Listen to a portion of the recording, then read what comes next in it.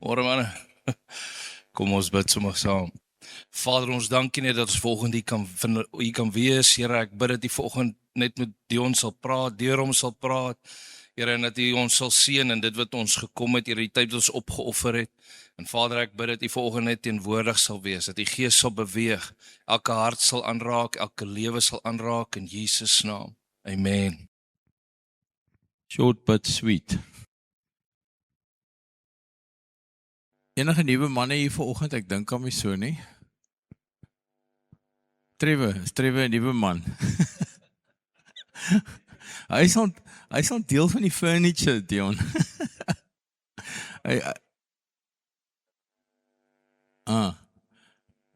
Pieter, jy is nie niet nie. Darius, lekker om jou weer te sien. Jy hoef hom nie weer op te staan nie, hoor. Julle sal onthou 'n paar weke terug as hy ons spreker, hy kom van Bloemfontein af. So is lekker om jou weer hier te sien. Dit wys jy hoe baie hy het geniet net, hy al die pad van daar af kom net om by ons te wees vanoggend.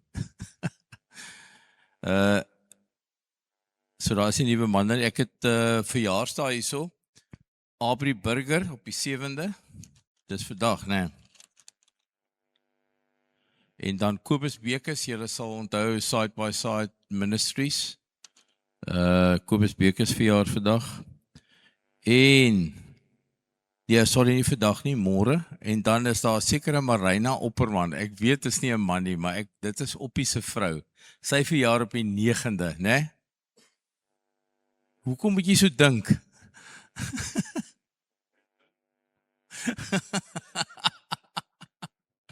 Ja, ek sal nie uitpraat nie, hoor. Is daar mense wat verjaar, miskien nou nie volgende week hierso wat ek nou gemis het? Nie? Ok. Ons is happy. Kamp, ek hardloop gou deur alles, is 3 weke, dan is ons daar, as dit nie 2 weke is, nee, is 3 weke. 3 weke, manne, laat weet vir my as jy wil gaan. Kamp, ek dink is dan so hier en daar nog 'n plekkie, miskien in 'n huisie of 'n ding, maar laat weet vir ons dat ons vir julle kan bespreek. Louis is baie tens, hy wil net, hy worry oor of die huis beskikbaar is. Die huis is reg, is okay. Ek sê vir die manne, hulle wil altyd by my weet, hoekom is daar nie meer plek in die kamers nie goed nie. As die kamp klaar maak, daai week na die kamp klaar gemaak het, dan bel die ouens my klaar, sê luister, onthou jy met my huis weer boek vir volgende jaar. So dit is nogal moeilik. Volgende week is Henry Lourens weer by ons. Sy skuilnaam is Hani. Julle sal onthou van noorde van Afrika. Hy en sy vrou het daar onderwys gegee. En hy was so letterlik 'n jaar en 'n half terug by ons toe ons nog by Bergsig was. So hy kom volgende week weer vir ons kuier.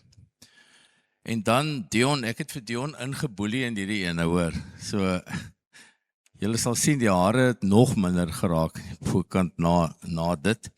Maar Dion, dankie dat jy altyd bereid is om nie net te help nie, maar om jou fantastiese goed met ons te kom deel. Ons waardeer dit opreg. En ek hou nogal van jou opskrif, sal maar hoor, dag en nag in die Bybel, en dan sê jy, hoe raak dit my? Ok, so, ek sien nogal uit. Kom ons gee vir hom 'n lekker hande klap. Goeiemôre julle. Dis goed, ek is bly julle is hier, want dit sou nie dieselfde gewees het sonder julle nie. Leon, is altyd 'n voorreg om in diens van die Here te wees. Dag en nag in die Bybel. Hier agter my is dankie Chris. Chris het ek ook amper in die diepbad ingegooi gisteraand laat, asseblief doen gou vir my iets. Toe doen ek hierdie. Ons gaan al by uitkom soos ons praat. En Leon het nou gesê, sit die selfoon af, maar ek het eintlik vir jou sê, hou dit aan. As die Here met jou praat vanoggend, maak net 'n nota. Want wat ons hierso op die bord het is, wat sê die Here nou vir my? Nou, dis nou nie die titel van vanoggend nie, maar ek het net gevoel in ons gesprek vanoggend is daar ruimte vir hierdie oorweging, wat sê die Here nou vir my? En ek het net, dis net 'n paar gedagtes, dit was net soos van, sit dit net neer, bom, ek het nie eens dit vreeslik oorweeg wat ek actually geskryf het nie. So miskien praat die oggend vir jou met iets wat jy moet wegbly van, is nie goed vir jou nie. Of hy praat met jou van, dat jy net moet meer bid, of dat jy vir iemand moet bid, of dat jy vir iets of vir iemand moet gee, finansiëel miskien selfs, of jou tyd, of jou resources, of jou petrol, of so iets. Vergewe, dalk iemand wat jy nog 'n bietjie rondhang in jou kop mee, wat jy nog nie laat gaan het nie, jy dink jy het, maar nog nie heeltemal nie. Help met, daar's ouens hier, hulle sit hier so en hulle is toegerus om goed te doen. Sal ek het aan jou gedink. Jy's 'n amazing, ondersteunende persoon. En dis dit all over you. Jy kan net dit sien. As jy 'n wheel spanner nodig het, Sal is jou ou. Hy sal iets reël. En so het ons almal sulke gawes. Okay, wees stil, daar sê die Here vir jou vanoggend, jou kop is all over the place met die besluit wat jy moet maak. Miskien sê die Here vir jou, wees stil. Verander hierdie. Daar's iets wat jy moet verander. Iemand wat jy nodig het, en jy luister nie, daai persoon het jou nodig. Net jy kan daai gap vul vir daai persoon. Gaan maak reg met iemand wat jy moet regmaak voor. Of vertrou my. Dalk sê die Here dit vir jou vanoggend, vertrou my net in hierdie ding. Hoe dikwels het ons al dit gehoor, vertrou my net. Jesus, ouens, ek kan getuig tot lank oor dit. Doen nie dade van die lig. Ons gaan 'n bietjie praat daaroor. Ek wil gou hoor by julle wet vanoggend koffie gehad. Koffie. Wie tee gehad? Niemand tee nie. Okay, dit lyk vir ons die meeste van ons is teesinnig. Is 'n bietjie vroeg vir daai en ek weet my baie uit.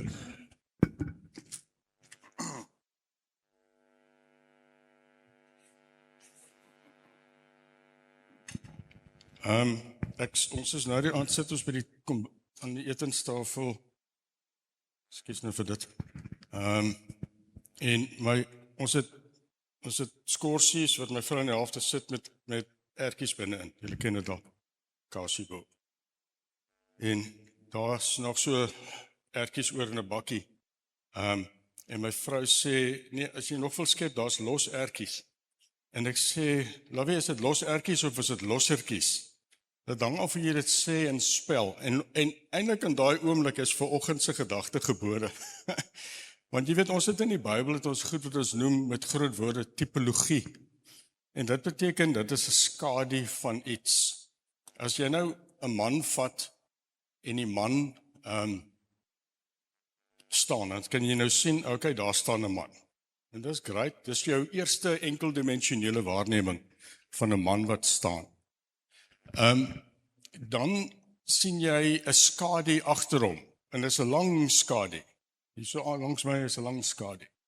Dan kan jy nou begin afleidings maak. Jy het in die eerste dimensie, eerste oogopslag het jy 'n man, maar as jy sien agter hom is 'n lang skadu. Dan kan jy miskien 'n afleiding maak van hy staan in die son in die laatmiddag. En dit is hoekom daar 'n lang skadu weer agter hom is. So onmiddellik het jy net met een waarneming, het jy nou 'n obvious waarneming, maar dan het jy nou bykomende inligting wat daarbey bygekom het. Die ou staan in die son, so hy's buite, en dis watter tyd van die dag dit is. Nou het jy sommer 3-4 goed net gou gewaar geneem. As jy nou met my neem, hier so is 'n skadu agter my, nou kan jy sien daar's 'n man, is 'n skadu. Maar as ek nou nie vir jou sê, maar dis in die buitelug nie, sal jy nie weet ek is binne nie, en so meer. So dis tipologie, is 'n groot woord, maar dit is nie so groot nie. Dis okay, so 'n groot woord nou en dan kan jy jou pelle en pres daar by die braai, ek het vandag 'n groot woord gehoor, tipologie. En ek lees net so 'n tydjie terug iets in die Bybel oor nag, en die teenstelling van dit, en ek hoor net en ek verstaan net, dit het dieper betekenis. So ek wil gou vanoggend net 'n paar gedagtes met julle deel rondom dit, en dan miskien uitkom met hierdie. En soos ek sê, terwyl dit op is, maak 'n nota, miskien praat die Here letterlik met jou. Weet jy, as ons nie dinamies aktief is met Heilige Gees as gelowiges nie, then we miss something. Dan is ons 'n bietjie van 'n drag along. Jy weet, 'n bietjie coast along. Dis amper soos 'n verhouding met jou vrou, maar jy praat nie met haar nie. Hallo, en dan môre is dit kobai. Maar ons moet, as ons inwerk en deelagtig is met die werk van Heilige Gees in ons harte, dan maak sulke goed vir ons sin. Nie omdat ek daarop gesit het, asseblief. Julle moet nie eens weet ek is hier vanoggend nie. As julle asseblief net die Here kan hoor, dan sal dit baie beter wees. So Daar's 'n teks in die Bybel wat praat van 'n blinde man wat genees is. So Jesus en sy disippels stap en dan kom hulle op 'n blinde man af.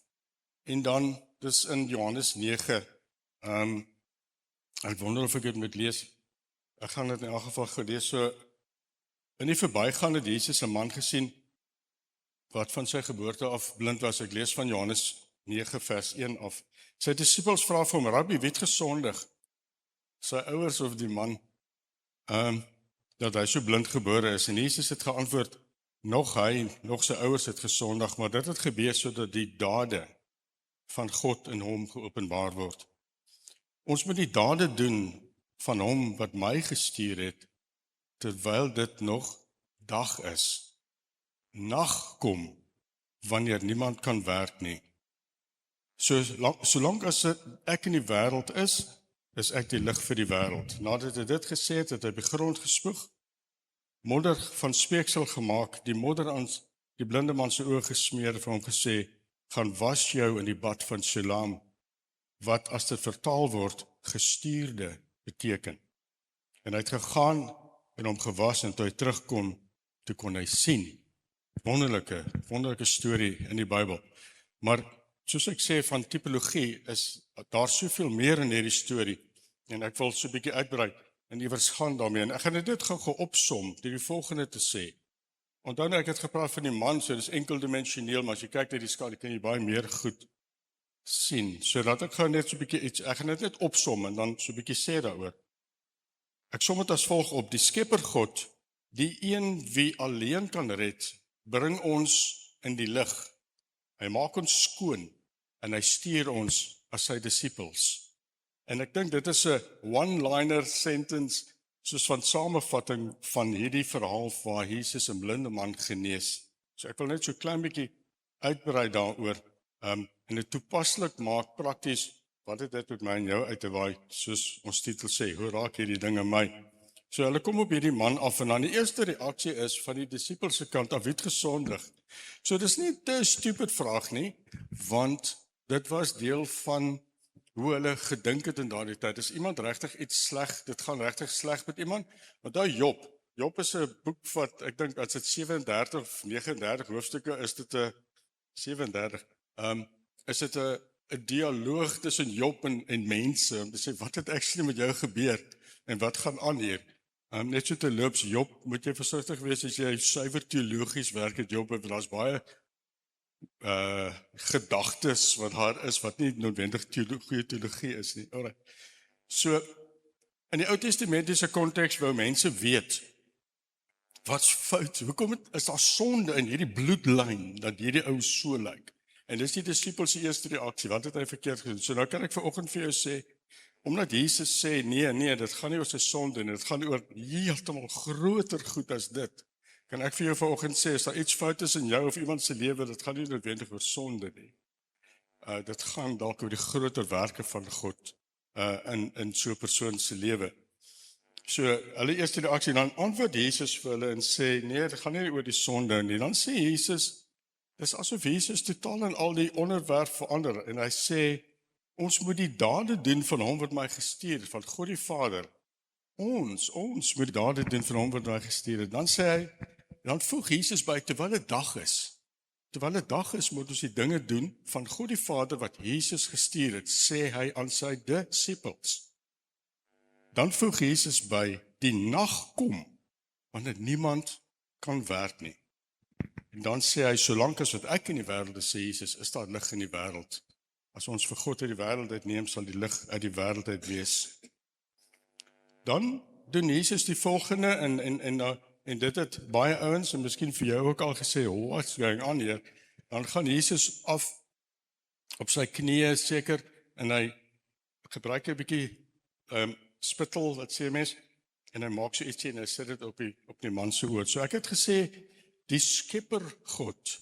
So wanneer ons dit lees, hierdie teks lees in die skrif, dan verstaan ons dat Jesus is deel van God drie-enig, en God drie-enig het geskep.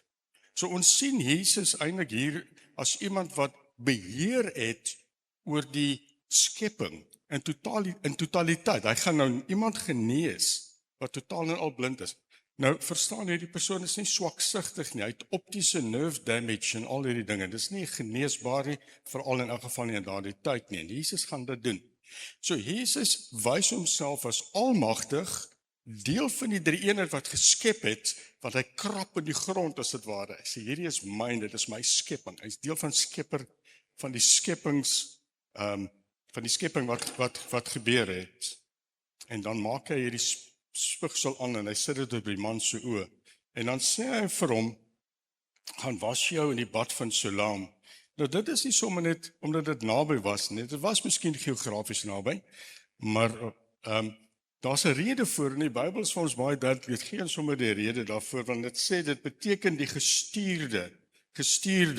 Dit lei af van die woord Siloam, amper ook 'n grondwoord van apostel gestuurde, die een wat gaan. En gaan was jou daar en toe die man terugkom, toe kon hy sien en dan gaan die verhaal aan en is nie nodig om daar te gaan nie. Maar toe die man terugkom, toe kon hy sien en daarom sê ek, vriende, die een wat die Skepper God, die een wat hy alleen kan red, net deur Jesus Christus, bring ons in die lig en hy maak ons skoon en dan stuur hy vir ons. Kan jy dit sien in die verhaal? Begin jy dit optel? Hier is 'n blinde man, hy kan niks sien nie. Hy's in die nag. Vir hom is die wêreld nag. Ook, hy ken nie vir Jesus nie. So hy het 'n fisiese nag weens sy gebrek en dan het hy ook 'n geestelike nag omdat hy nie vir Jesus ken of hy ken nie vir God. En dit lei ons af nie. En Jesus as skepper kom genees hom en dan moet hy vir hom gaan was in 'n plek wat beteken ek stuur jou. Is dit nie wat ek en jy is nie, vriende? Is dit nie waar ons was nie? Dat ons was blind. Ons het ons eie ding gedoen, geestelik afgebreek in die nag. Dat niks met ons, daar was niks goeds in ons, in elk geval nie gemeet teenoor die goedheid en die heiligheid van God nie. En toe Jesus vir ons genees, Jesus het ons aangeraak. Jesus as skepper God, as die een alleen wie kan red, het ons, my en vir jou, individueel aangeraak. Ek sê, ek maak jou skoon, ek raak jou aan, ek neem jou blindheid van jou weg, maar jy moet my vertrou. Jy moet gaan, en jy moet vir jou gaan was, jy moet hierdie reinigingsproses doen. En dit is nie 'n praktiese proses of iets nie, dit is deur die aanraking van die Heilige Gees, maar in die beskrywing van hierdie man se aksie sien ons dat dit so gebeur. En dan is dit interessant, dat hy moet in daardie plek vir hom gewas, wat die betekenis van daardie plek is, ek stuur jou. Ek stuur jou. Met ander woorde, jy is nou my disipel. Ek stuur jou. Maar jy sien, ons verstaan hierdie verhaal tot op 'n plek waar ons stop en sê, Jesus, U het my aangeraak. U het vir my geneem van die nag in my lewe na die dag toe. En dan gaan sit ek. En dan is ek nou klaar. Dan is dit. Maar Jesus sê, nee, ek reinig jou en ek stuur jou.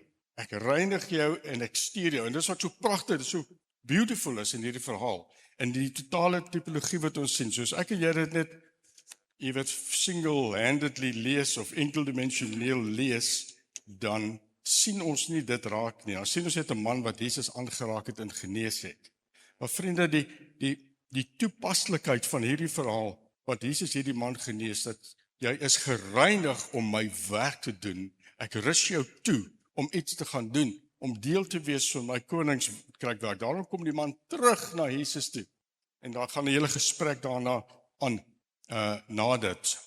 Dan moet ons oplet daar wat sê Jesus. Jesus sê, ons moet die werke doen. Ons, praat hy met sy disippels, ons moet die werke doen van die een wat my gestuur het. Dikwels sê Jesus, ek is hier om die Vader se wil te doen, en so meer, maar hier praat Jesus met sy disippels en hy sê, ek is die lig vir die wêreld en ons, julle en ek, moet die werke van God doen. En dan gaan ek vir julle wys hoe werk dit. Ek raak die man en ek stuur hom na die bad van Siloam, wat beteken gestuurde. Verstaan julle wat ek sê, disippels?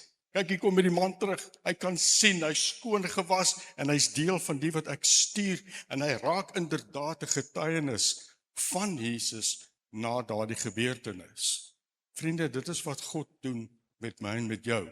Hy sê nie vir ons gaan sit op jou stoel, ek het jou skoon gewas nie. Hy sê vir ons, sit jou voet uit, gaan doen. Onthou, hierdie ou moes massive geloof in die dag gelê het, want hy kon nog nie sien, hy was net vertrou. Jesus sê vir hom, daar's die modder, ek wil, wie doen dit? Modder. En dan sê Jesus vir hom, okay, gaan was vir jou. En wat doen hy? Hy's net eenvoudig gehoorsaam. Hy's net eenvoudig, it doesn't even make sense, maar hy's net eenvoudig gehoorsaam, en hy gaan doen wat God vir hom gesê het om te doen. Ek wil hierdie dag-nag analogie net so 'n bietjie verder vat, nog 'n bietjie uitbrei mee. So, Jesus, in die Bybel wil ek sê, dat dikwels, wanneer ons praat van nag, dan is dit dikwels 'n verwysing na moeilikheid, of na straf, of na oordeel.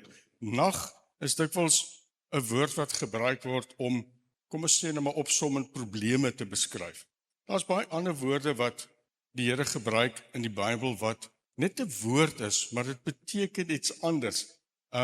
Listen to me, O islands, sê dit iewers in Jesaja. Listen to me, you islands. En dan sê dit, you nations of the world. So die Here gebruik, en dit sien dit in Openbaring ook, en so meer, die woord islands vir nasies, vir goyim is die Hebreëus. Dan gebruik die Here sal praat met Israel, en dan sê, O house of Jacob. En wanneer jy lees in die Bybel, O house of Jacob, dan praat Jesus met Israel vanaf 'n oog van die verbond wat hy het met Israel. Wat is Jesus? Hy is the God of Abraham, Isaac and Jacob. O house of Jacob, O Jacob. Dan praat hy met hulle om hulle te herinner aan die verbond wat hy met hulle het. So soms gebeur dit. So wanneer ons kyk na nag in die Bybel, is dit dikwels ook 'n woord wat te maak het met moeilikheid. En nie net moeilikheid, maar sommige groot probleme. Dan sê Jesus op 'n stadium, Jesus sê hy kom soos 'n dief in die nag. Openbaring 16. Ek kom onverwags soos 'n dief, en geseënd is die een wat wakker bly en geklee is. Wakker bly en geklee is. So, nou lees ons eerste opslag. Jesus sê, ek kom soos 'n dief in die nag. Wat neem ek en jy waar? Ons neem die man wat staan. Okay, Jesus kom seker op 'n tyd wat ons nie verwag nie. Okay, dis great. Dis 'n goeie waarneming, want dit is waar. Dit is so. Maar wat sê Jesus meer? Hy sê ek kom in die nag. Soos 'n dief, maar in die nag. Met ander woorde, ek kom in 'n tyd waar daar moeilikheid is. En hierdie is in Openbaring 16 en ander is 'n verwysing na 'n tyd wat Jesus sal kom. Voor sy tweede koms is daar nag in die wêreld. Nag in die wêreld, dis moeilikheid in die wêreld. Dit is oordeel, dit is verdrukking, al hierdie dinge. En wanneer Jesus kom in sy tweede koms. Onthou, Jesus het gekom in sy eerste koms as the suffering servant, die een wat ly vir ons sondes. Hoe kom Jesus in sy tweede koms? Die magtige koning, soos 'n ridder op 'n wit perd. His robe dipped in blood to judge the nations. Hoekom? Want hulle is ongelowig en so meer. Was ongelowig, hulle verwerp vir Christus Jesus. So wanneer die Bybel sê dat Jesus kom in die nag, is dit nie net dat ons nie weet nie. Hy kom in 'n tyd waar daar moeilikheid is. Ek hoop ons verstaan so 'n bietjie meer van wat die nag deel is hier waaroor dit gaan hier in die Bybel. So, Jesus sê vir ons, soos hy vir daardie blinde man gesê het, gaan wees besig met die dinge van die lig. Gaan doen die dinge wat in die lig is. Dit soos vir die blinde man gesê het, ek raak jou aan, ek gaan jou genees sodat jy kan sien, so gaan wees besig met die dinge van die lig. Die koninkryksdinge. Dat staan die goed van die duisternis, terwyl daar geleentheid is. Jesus sê, terwyl dit dag is, moet ons die dinge van God doen. Ons moet die dinge van God doen, terwyl dit dag is. Ons is tans, vriende, in 'n tyd van genade. Ons noem dit die genade tyd, is hoe teoloë oor sal praat. Of die kerktyd, tyd van die kerk. Dis die tyd van Jesus se hemelvaart tot sy wederkoms. Sal ons in hierdie tyd wees, en ek wil nie roei met jou eskatologie nie, ek bedoel net ons is in hierdie tyd waar God genade gee. As jy die boodskap van die evangelie gaan na al die nasies, hy het dit reeds geprofeteer deur Maleagi 1:11. My name will be great amongst the nations, from the rising of the sun to the setting thereof. My name will be great amongst the nations. Gaan doen die dade van God, terwyl dit lig is. Hoekom? Want Jesus kom op 'n tyd wanneer dit sal nag wees, wanneer ek en jy niks meer, of wie ook al, niks meer sal kan doen vir God nie. Want dis 'n tyd wat verby is, wanneer ons nie meer daardie dinge sal kan doen nie. Vriende, ons moet hierdie tyd van genade gebruik. Ons moet hierdie tyd gebruik soos daardie blinde man wat gestuur is, of wat deur daardie bad gegaan het, wat die naam van is, gestuurde. Ek wil gou vir jou vat na Spreuke 31 vanoggend. As jy nou 'n slim man is, wat ek weet julle is, dan sal jy nou vir jou pel sê, of as jy nou by vriende is, dan sê jy nou sê, hierdie is my Spreuke 31 vrou. Nou amper soos hierdie, ek amper soos, dis my Spreuke 31 vrou. Dis miskien nie regtig 'n vrou nie. So 'n bietjie weird wees, nie? My Spreuke 31 vrou. En dan, julle ons weet nou, dit beteken, dis die vrou van deug, nee, sy, nie, dis nie net 'n vrou wat kan bak nie, sy is nie net die vrou van deeg nie, sy is ook die vrou van deug. Wat die Spreuke 31 beskryf as 'n vrou wat baie dinge kan doen, en baie wys optree, en so meer. Julle ken daardie hele perikoop wat geskryf word oor daardie vrou. En dan, dit is so wonderlik dat jy vir jou vrou kan sê, maar jy is my Spreuke 31 vrou, jy is so great, jy is so fantasties. Julle moet dit tog probeer as jy dit nog nie gedoen het nie, dit is baie brownie points werd hoor. Dit werk baie goed. So in die Ou Testament word Israel soms verwys na as God se vrou. Dit is interessant. Jahwe is verwys dat God Jahwe se vrou is, soos in Jesaja 54 byvoorbeeld, want ek is jou man, ek is jou skepper, praat Jesus met Israel, as 'n ander woord Baali, dis nou te maak met meester en man en so meer. In die Nuwe Testament weet ons dat Jesus verwys na die gelowiges as sy bruid. Ja, dis nogal 'n groot ding, né? Dat Jesus sê, die kollektiewe kerk, dis nou almal, né? Almal, of jy nou Chinees is of Japanees, of wat se neus jy ook al is of het, as jy gelowig is in Jesus Christus, is jy deel van die kollektiewe gemeenskap van gelowiges. Kerk is nou 'n woord wat ons gebruik as Afrikaners en church en so meer, maar dit is eintlik gemeenskap van gelowiges, dis eklesia, dis nie net om 'n struktuur te hê nie, dis om actually deel te wees van Jesus se uitgeroepenis, sy gemeenskap van gelowiges. Okay, wat is my punt hiermee? Spreuke 31 vers 18 sê jy onthou, laas keer toe jy het gelees het, staan daar, haar lamp gaan nie uit in die nag nie. Haar lamp gaan nie uit in die nag nie. Wat beteken dit, vriende? Dis 'n prentjie van die kerk. Dis 'n prent van wat ek en jy besig is om te doen. Ek gee nou die antwoord soos in 'n klas. Ek gee klas en 'n vrou sê vir my, there is no way, wat 'n vrou so Spreuke 31 beskryf, kan daar al daai goed doen wat daar beskryf word nie. Mens sy koop en sy verkoop en sy maak en sy bak en sy brou. En dis net, en dit is laat in die nag, sy sê nogal, en dis laat in die nag en haar lamp gaan nie uit nie. Ek sê juis, dis 'n tipe van die kerk. Wow man, just get it. Ons is besig met die dinge van Jesus in hierdie genade tyd wat hy vir ons gegee het, voor die nag kom wat ons niks meer kan doen nie, wat ons nie kan aangaan nie. Soos hy Spreuke 31 vrou, ons gaan aan en ons is besig met koninkryksdinge. Ons lig gaan nie uit in die nag nie, né? Dit bly aan, selfs al is dit moeilik, sal is daar dinge wat jy wil nie opstaan en vanoggend hier wees nie. Wat is 7 grade sien ek sê my kar, en dis bloemenkoud. Weet jy wat doen ek as dit so koud is en ek wil nie opstaan nie? Dan sê ek, Jesus het opgestaan vir my, ek staan op vir Jesus. Vanoggend, ek sê nas nie, ek wil nie, okay, ek moet nou nie gewees het, anders sal dit nou snaaks gewees het, maar ek herinner myself nou soms daaraan. Jy weet, ek staan op en Jesus het opgestaan vir my. In elk geval, dis so 'n sideline ene.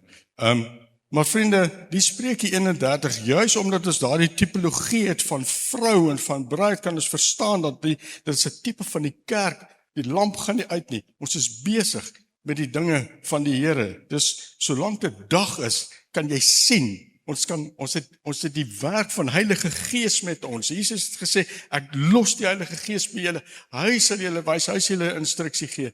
En terwyl dit aan die gang is ons besig met God se dinge, terwyl daar lig is, vriende, kan ons aangaan. Daar sommige plekke in die wêreld waar daar ook lig is, maar daai lig is maar klein en is maar dof. Soos in, ons het ander dag hier gehad vir Andrei en Marina van die bediening in Thailand, wat daar's net soos 1% dink ek het hulle gesê, Oswald, protestante Christen, ek praat nou nie van Christendom nie, ek praat net van werklike gelowiges, baie min 1%, maar daar's 'n liggie. Daar is nog steeds 'n liggie. Daai liggie gaan nie uit in die nag nie. Dis nag rondom, dis 'n swaar plek. Die nag dreig om daardie teen daardie liggie, maar daar's 1% en 1% is beter as 0%. En daardie liggie brand en daar's ander plekke soos Vietnam en so meer. Ek gaan nou vir jou 'n videoklip wys van 'n vrou, 'n jonge dame wat evangelisasiewerk doen in Pakistan. Ek het die week met haar gepraat en dit my vreeslik aangegryp. Baie kort videoetjie, maar ons gaan dit nou wys vir julle. So, vriende, terwyl daar lig is, gaan ons aan met die werk van die lig. En ons moet aanhou om daardie lig, om besig te wees met daardie dinge van die lig. Ek het nou gesê dat Jesus sê hy kom in die nag en ek het gepraat van ons moet besig wees met die dinge van die dag. Ek wil gou vir jou net neem na een of twee ander gedagtes toe in die skrif, net om hierdie te benadruk. Onthou nou, ons het hierdie ding hier en ons vra tussen dit, terwyl ek en jy deur die poel van Shalom gegaan is en die gestuurdes is van God, beteken iets van daardie dalk vir jou, as jy 'n nota wil maak asseblief, dis regtig op my hart, as God met jou praat, jy weet, gee aandag daaraan. Ons lees in Matteus 25 van 10 meisies, 10 maagde, 10 meisies, wat lampe gehad het, eintlik fakkels, seker. En 5 van hulle was verstandig, sê die Bybel reg in die begin van daardie vertelling. 5 was verstandig en 5 was dwaas. So die 5 verstandiges het olie gehad en die ander 5 het nie olie gehad nie. En dit beteken dat 5 van hulle het werklik die werk van die Heilige Gees met hulle, is werklik gered, hulle is werklik aangeraak deur Jesus, hulle het Heilige Gees, die ander het dit nie, hulle lyk net so. Ons kan baie tyd op dit spandeer, maar ek wil net die volgende vir jou uitlig, dat hulle het almal geslaap. Ek weet nie of ons dit al raak gelees het nie. Die 5 verstandiges en die 5 dwaases het almal geslaap. Toe die koning kom, toe die bruid kom, liewer. Hulle het gewag vir die bruid, is 'n tipe van die kerk, die bruid wat wag vir die terugkeer van Jesus, né? Dis waaroor dit gaan. Dis een van die eindtyd parables, gelykenisse wat Jesus vertel in Matteus 25. Die ander gaan oor die talente en oor die laaste een die skaap in die bokke. Maar hulle het almal geslaap. Hulle het almal geslaap. Jesus sê op 'n stadium, when I return, will I find faith in the earth? Will I find you busy with the things of the kingdom? Op 'n stadium, Lucas 17 sê Jesus vir sy disciples, occupy, in die King James is dit so mooi gesê, occupy until I come. Met ander woorde, wees besig tot ek weer kom. Wees besig met die dinge van die lig, terwyl daar tyd is daarvoor. Toe daardie bruidegom kom, toe slaap almal. Die wat die olie het geslaap, die sonder die olie het geslaap. Almal het geslaap. Hulle was nie wakker en besig met die dinge van God op daardie stadium nie. Daar's wel die werk van die Heilige Gees, maar dit is traag. Vriende, kan ons nie net meer doen, miskien nie. Ons het die lig nodig. Almal het geslaap. Toe die bruidegom lank wegbly, het almal vaak geword, lees ek, en aan die slaap geraak. Onthou julle van mense wat ook geslaap het? Matteus 26, net daarna, toe Jesus in die tuin van Getsemane en disippels is met hom, en hy sê vir hulle, ons is nie seker of hy met almal praat of net 'n paar gepraat het op daar staan, but the point is, toe praat Jesus met sy disippels, hulle het nou al 'n hele tyd van bediening met hom gehad. Jesus is in 'n plek van tuin van Getsemane, die vyand is by die deur. Dit is interessant dat dit in die tuin is. Ons het nou gepraat, Jesus is deel van die drie eenheid wat geskep het, waar het God geskep? Hy het ook die tuin geskep. Hy het vir Adam en Eva daar gesit en het gesê, heers, en dis heers oor my skepping, en hulle het die opdrag van God verloor, as ek dit so kan sê, en dan skuif ons baie verder aan, en ons vind weer die skepper God in Christus Jesus in die tuin, en hier gaan Jesus regmaak, waar die bose verkeerd gemaak het. Okay, dis so 'n sideline note alweer. Maar nou is Jesus in die tuin met sy disippels, En hy sê vir hulle, wag net so 'n bietjie, ek gaan bid. En dan gaan Jesus net na daai bossie of daai klippietjie en Jesus gaan bid met dringende erns en dan kom hy terug en dan slaap die disippels. Dan slaap hulle. Dan sê hy, nee, julle moet wakker word en dit gebeur 3 keer. Vriende, ons sit hier, as ons dit lees, dan besef ons het die redder van die wêreld. Ons het Jesus wat ure weg is van gekruisig word vir ons sondes en die wie hom volg, slaap. Hulle verstaan nie die dringendheid nie. Hulle is nie besig om te sê, Jesus, ons bid saam met jou nie. Ons waak saam met jou nie. Ons bedink die dinge wat jy vir ons geleer het nie. En so meer. Nee, ons gaan 'n bietjie slaap. Die Bybel stel dit mooi diplomaties, want hulle oë was swaar. Dit was seker nou laat en dit was laat in die nag. En dan verstaan 'n mens dit. Ag Here, dis net 7 grade vanoggend. Dit is nie lekker nie. Ek dink nie ek gaan dit maak nie. Wat sê daai foon? Ek dink nie ek gaan dit net nie maak vanoggend nie. Ek gaan maar 'n bietjie in lê. En miskien het 10 ouens dit vanoggend gedoen. Hulle wou nie opstaan vanoggend om hier te wees nie. Ekskuus, ek sê dit net sommer as deel van my vertel, nie is verdoemend of iets van die aard nie. Maar vriende, is dit nie maar dieselfde wat daai disippels gedoen het nie? Is dit nie dieselfde wat hulle gedoen het nie? Jesus sê vir ons, hier's geleentheid nie. Ons het nou gesien in daai video, hier is ons geleentheid, jy stop sommer net daarin, dan kom voer ek vir jou met brood vanoggend. Asseblief nie as gevolg van die spreker nie, as gevolg van God se woord natuurlik. Ek voer vir jou vanoggend, jy kan net vrylik kom neem vrylik. Kom staan dit op, maar kom neem jy vrylik. Maar die disippels van Jesus slaap in die tuin wat 'n simbool is van die plek waar God gaan terugneem deur Christus Jesus om hy gaan redding bring. Dan slaap daar die disippels. Amos lees ons gou 'n bietjie in die Ou Testament. Wee die wat rus in Sion. Die wat hulle veilig voel en op die berge van Samaria is en so meer. Julle sal nou dink, man, waar kom jy nou aan dit? Ek moet baie verduidelik hoe ek daaraan kom. Ek gaan net gou vir jou kortweg sê dat God stuur vir Amos as profeet om te praat met die noorde koninkryk van Israel. Dan sê hy vir hulle, wee julle, woe to you, wat rus in Sion. Dis die suide en dan wat veilig voel op die berge van Samaria en so meer, dis nou hulle noorde koninkryk en so meer. Wat God eintlik vir hulle sê is terwyl God stuur vir Amos om vir hulle te waarsku dat hulle op daardie stadium gaan dit baie goed met Israel. Ek praat van die noorde koninkryk. Wanneer Amos aan die woord is, gaan dit baie goed met hulle onder koning Jeroboam II. Dit gaan baie goed met hulle. Prosperous, lekker. Hulle hoef nie op te staan in die oggend om by 'n plek uit te kom of iets nou te gaan. Lekker. Hulle praat later, you lie in your ivory beds, you drink your wine, you have your dinners en so meer. En dan sê Jesus, sê God die Vader vir hulle, julle slaap. Hy sê, wie is julle wat gerus is? En daardie gerus het eintlik te maak met, as jy so 'n bietjie op jou arms lê, of so 'n bietjie, so 'n bietjie kick it back, jy weet, take it easy. God sê vir hulle, dit val uit mekaar uit rondom julle. Julle is geestelik so arm, dat ek hierdie profeet stuur om met julle te praat, and you just don't get it. You just don't get it. Julle lê op julle ivory beds, en rus op julle arms, en dan sê God vir hulle, wee julle, woe to you, hulle is rustig, hulle slaap, as ons verder lees, dan sê hulle lê so 'n bietjie, en hulle neerie, hulle sê, hulle maak so 'n bietjie musiek, en hulle drink, en het is lekker, ne? Dis van soos Jesus sê, hoe sal dit wees toe by tweede koms, het sy disippels gevra, dan sê Jesus vir hulle, dit sal wees soos in die dae van Noag, hulle het geëet, gedrink, hulle het getrou, lekker, en so aan.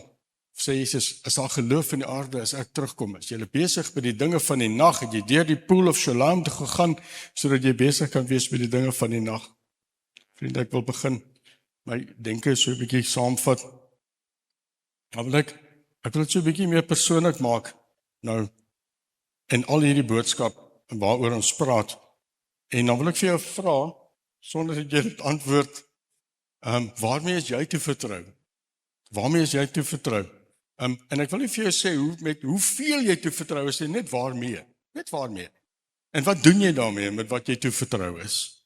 Jy hoef nie baie nie. En ook in Matteus 25 lees ons van die gelykenis van die talente. Julle sal onthou, die man gaan weg en gee vir sy werkers talente of geld. 5, een gee 5 en een gee 2 en dan gee hy 1 vir een van hulle. En dan sê hy vir hulle, okay, wees nog besig met hierdie wat ek vir julle gegee het. Jy weet daar's 'n ou wat net 1 gekry het. Net 1. Mooi bly. Cheers hoor. Bye. Maar 'n ou wat net 1 gekry het, maar hy moes werk met daardie 1. Daar was ou wat 5 gekry het, hy het baie meer verantwoordelikheid. Maar daar's een wat net 1 gekry het. En dan sê God vir hom, of dan in die verhaal is dit, wat doen jy daarmee? Ek bedoel, jy kan minstens net rente maak daarmee. Toe die man terugkom en hy sê, wat jy met die 1 gemaak, toe sê ek het weggesteek. Ek is bang vir jou. Toe sê hy, weet jy, as jy dit nou net 'n bietjie rente laat kry, jy hoef nie eers baie moeite gedoen het nie. Laat die ou enetjie wat jy tog vertrou is meer, tog maar net ietsie gedoen het.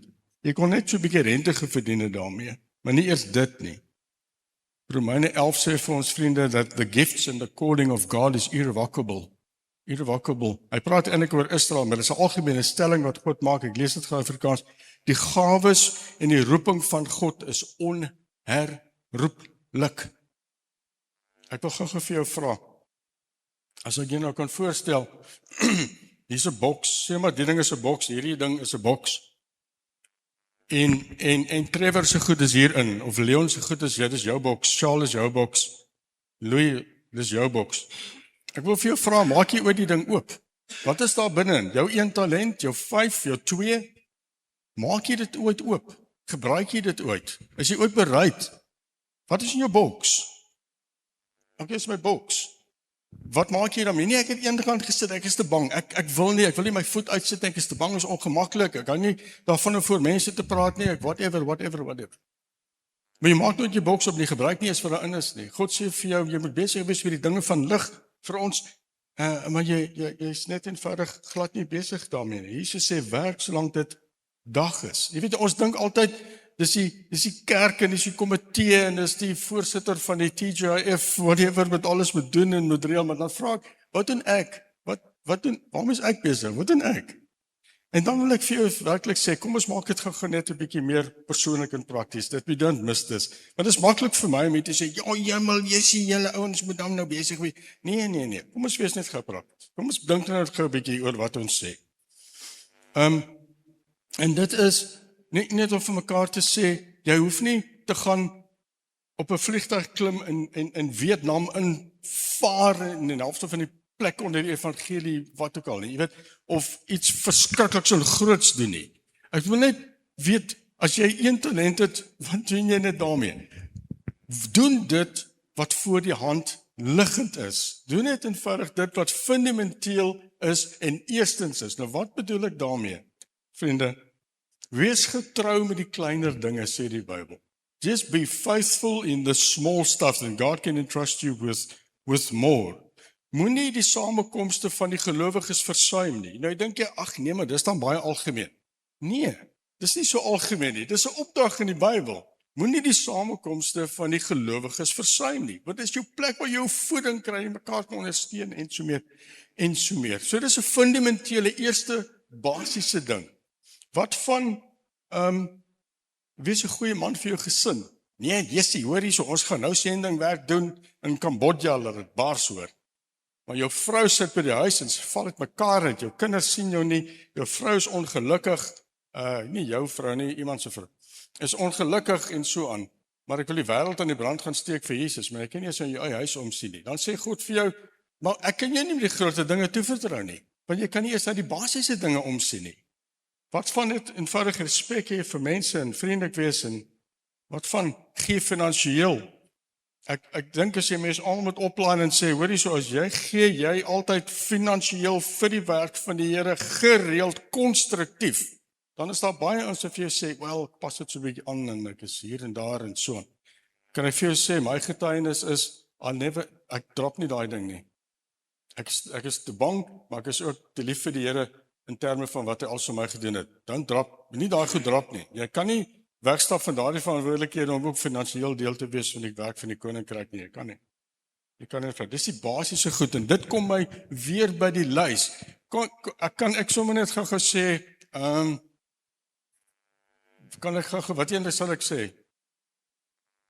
Kom ons vat maar sommer die boonste en bly weg van. Nou het God vir jou gesê, jy moet wegbly van iets af, van 'n vriend af of van 'n vriendekring situasie wat ook al die voorbeeld kan wees. En jy doen dit eenvoudig nie. Dan is jy mos nie besig met die dinge van die lig nie. Ons dink altyd in terme van ons gaan kastele bou vir die Here. Maar die Here sê, okay, bly net weg van daardie slegte situasie af. Kan jy net asseblief 'n bietjie Darius, die brandewyn neersit? Dis hy getuienis, hoor, dis nie vir my wat hy het dit so getuig, as jy hier was. En hy het geluister en hy het 'n wonderlike getuienis as gevolg van dit. Kan jy dit net gou so 'n bietjie neersit? En as jy dit nie kan doen nie, is mos nie besig met die dinge van die lig nie. Okay. Vriende, ek wil dit net prakties maak. Die Here het vir ons alles gegee wat ons nodig het en ek wil net vir julle wys op die dinge. Dis hoekom ek sulke seemingly eenvoudige goed sommer net daar gesit het. As ons wil effektief wees vir God, just do the basic stuff. Dit gaan net in begin met dit wat God vir ons sê om basies mee te begin en mee besig te wees. En dan kan hy vir ons toevertrou met die groter dinge. Toe ek groot word, was dinge die mekaar in ons huis en so meer gewees. Daar was ons mense van die mure afgebounce en daar was drank en dit was rof. En my ouers is geskei toe ek was nog in doeke. So ek het rejection issues gehad vir lang deel van my lewe. En jemmel tot al baie lank en baie groot. So en hierdie goed kom saam met 'n mens. Maar dan as jy besig raak met die dinge van die Here, dan kom jy agter wat het God reeds eintlik in jou lewe beplan en daar in plek gesit. Toe ek op skool was in matriek, het ek in debatskompetisies deelgeneem dat dit was. Ek het dit vreeslik geniet om te debatteer en voor mense te praat. Al wat ek rejection issues gehad het, ek nie omgegee om voor mense te praat nie. Dit was 'n vreemde ding. Ek was nie skugter daarvoor nie. En later in my lewe het die Here my toevertrou om te gaan preek. En met mense te praat soos ek vanoggend praat. Nou ek sê nie ek is 'n goeie preker of 'n prediker nie, by al mens nie. Al wat ek vir jou probeer sê is dat God het iets in my lewe ingeplant deur op skool vir my geleentheid te gee om voor mense te praat wat hy 20 jaar later sou gebruik en vir die laaste klomp jare sal gebruik. Net omdat ek nie weggestap het daarvan nie. Ek praat nie van op skool nie, maar toe ek die geleentheid kry toe ek en my vrou sit in 'n kerk soos wat julle nou sit. En die pastoor staan hier en hy sê ons gaan 'n huweliksbediening begin in hierdie kerk. Is op my hart om 'n huweliksbediening en 'n berading te begin in hierdie kerk. En hy kyk so en hy sê jy en jy. Kyk na my en my vrou. Julle gaan dit doen. Ek voel die Here sê julle is toegerus daarvoor. Ek en my vrou kyk so en ons staan is reg. Weet nie waarvoor ek reg sê nie, maar is reg. Ons gaan dit doen. En vir 10 jaar non-stop het ek en my vrou huweliksberading gedoen en verrykingsklasse aangebied en dit uitgebrei na ouerskap kursusse toe en daai goed. Al wat ek sê vir jou, nê, is dat miskien is daar 'n ding op jou lys. Die Here sê vir jou gaan doen of bly weg van of iets sodat jy kan funksioneer, dat jy kan besig wees met sy dinge. En dan is dit net waarvoor hy jou geroep het wat hy vir jou toerus. Vriende, ek wil afsluit en klaarmaak. Ek wil gou vir jou 'n videoetjie wys. Hierdie video is baie kort, is op 30 sekondes. Ek het met 'n vrou gepraat die week, ek weet nou van haar. Sy's 28 jaar oud, haar naam is Usma Yunus of so ietsie. Sy's van Pakistan, flat out uitverkoop vir Jesus. Sy gaan in Vietnam in Cambodia en al die dinge en gaan verkondig die dinge van Jesus. So, ek wil net vir jou die videoklipie wys, dis 'n paar sekondes, net om vir jou te wys dat sy in Pakistan op straat evangelisasiewerk doen. En moet jy verstaan, Pakistan is moslim, die ouens is nie lief vir jou daar as jy die naam van Jesus noem nie. En hierdie girl is onverskrokke, 28 years old, ek het daar gepraat in die week, sy's 'n beautiful mens, en sy doen hierdie evangelisasiewerk. Ek dink Chris gaan dit vir ons hier opsit.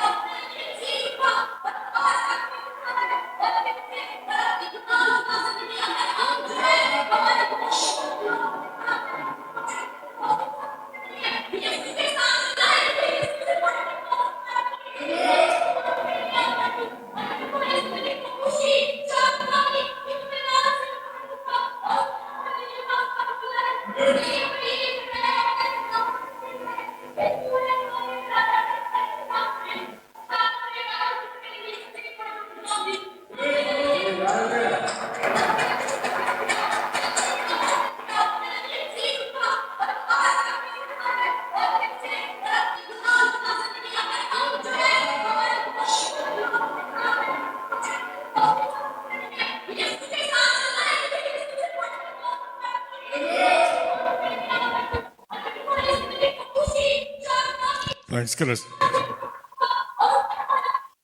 Dankie. Dit is nogal iets, nee, is dit nie fantasties? Kyk hoe lyk dit daar, sy is 'n nice plek nie. En daai girl is, man, ek is deel van daai 1%. Ek skyn daai liggie, sy breek haar longe uit daar.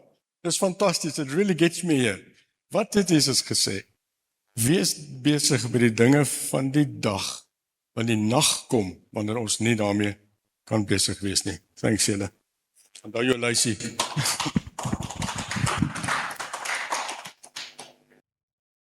Iets het my nogal getref in die begin, toe jy begin praat het oor die blinde man. Jesus het mos die krag gehad om daai man net te sê, sien, klaar. Hoekom het hy, dit is vir interessant, dat hy speeksel gevat het en dit aan die oë gesmeer, en daar's baie sulke voorbeelde in die woord, ek kan nou nie alles onthou nie, waar Jesus iets gebruik het, 'n bietjie uitbrei op dit miskien. Ek dink dit gaan oor geloof, né? Soos ek sê, hy moes deel wees van daardie proses en dat God so groter werke en dat Jesus weet mos wat hy doen. So met ander woorde, hy het die geleentheid gebruik om vir my en vir jou les te kom leer en te sê, kyk wie is ek is deel van die Skepper God en vir ons 'n verhaal te vertel daardeur. So ja, Mike het so 'n maand en 'n half terug gesê, daar's een ding erger as 'n ekstreme moslim en dis 'n passiewe Christen.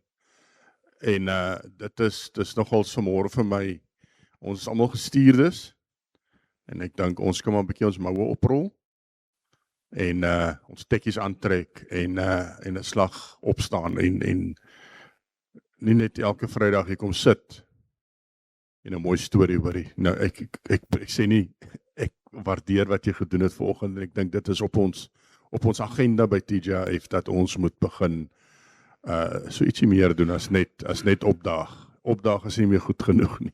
Ons moet aktief betrokke raak.